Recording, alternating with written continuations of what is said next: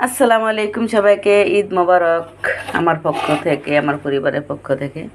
তো গতকালকে যে গরু গোশটা আমরা প্রথমে রান্না করছি, সেই গোশটা হয়েছে কি সবাইকে নিয়ে খেয়ে ফেলছিলাম। পরে রাতের বেলা যেই গোশ রান্না করছি সেটা আর কি আবার আমরা সবাই মিলে খাইছি। তো এখন হয়েছে দিতেছি আবার, ভালোটা দিয়ে একজনকে দিলে ভালোটা দিতে হয়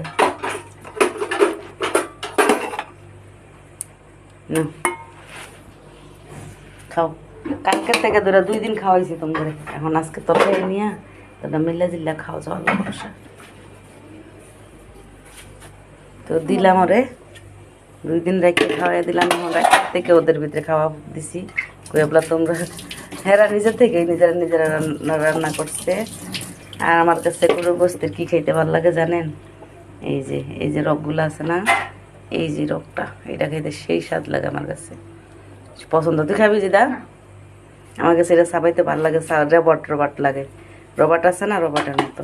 কোন জালনা দিয়ে বিলু ফাল মেরে আইছে, এদিক দিয়ে দুধ জাল দিছি। আবার অনেক মানুষ এই রগটা ফালাই দেয়, কিন্তু আমি ফালাই না। আমাদের ছোটোবেলার থেকে রগটা ভালো লাগে, মানে এটা মাংস না, তেল না, চর্বি না, রগটা রবাটের মতো লাগে, তো তাই খাইতে ভালো লাগে এই জন্য। তো ঠিক আছে প্রিয় বন্ধুরা, যারা এই ভিডিওটা দেখছেন তাদেরকে আমার পক্ষ থেকে গভীর ভালোবাসা ও দোয়া রইল।